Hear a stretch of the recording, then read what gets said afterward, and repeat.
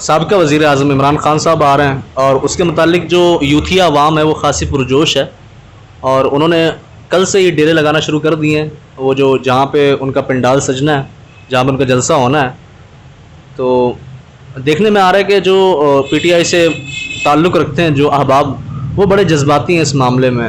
انہیں نہ تو رمضان کے تقدس کا خیال ہے، نہ اس بات کا خیال ہے کہ رمضان جو ہے عبادت کا مہینہ ہے، اور وہ اس جلسے میں جانا چاہ رہے ہیں جہاں پر سوائے بے حیائی اور بے شرمی کے کچھ نہ ہوگا۔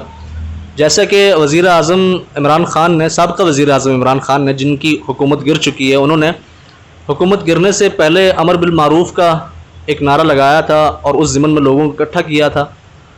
حالانکہ انہیں ایسی چیزیں کرتے ہوئے سوچنا چاہیے کہ آپ دین اسلام کا نام لے کر آپ عملاً کیا کر رہے ہیں۔ آپ مخلوط ماحول قائم کر رہے ہیں، مخلوط فضا میں عورتوں اور مردوں کو اکٹھا کر رہے ہیں، اور اس کے بعد جو ان کے جلسوں میں ہوتا ہے، سوائے مجروں کے اور تو کچھ ہمیں دیکھنے کو ملتا نہیں ہے۔ نعرے بازی ہوتی ہے، کمریں ہلائی جاتی ہیں۔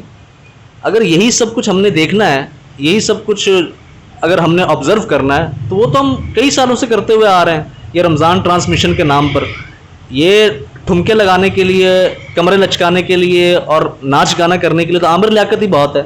اس کے لیے تو فواد، یہ کیا نام ہے، فہد مصطفیٰ ہی بہت ہے۔ اس کے لیے تو آپ کا جیتو پاکستان شو ہی بہت ہے۔ اس کے لیے تو ARY بہت ہے۔ تو اس میں پی ٹی آئی کو اپنا حصہ ڈالنے کی ضرورت کیا، وہ بھی رمضان کے مہینے میں؟ تو کم از کم اگر پی ٹی آئی قیادت اس معاملے میں خیال نہیں کر رہی، تو یہ جو پی ٹی آئی ورکرز ہیں انہیں خیال کر لینا چاہیے کہ آپ تو مسلمان ہیں یار، آپ کی قیادت کو اس چیز کا خیال نہیں، آپ اس کا خیال کر رہے ہیں کہ یہ جو ساری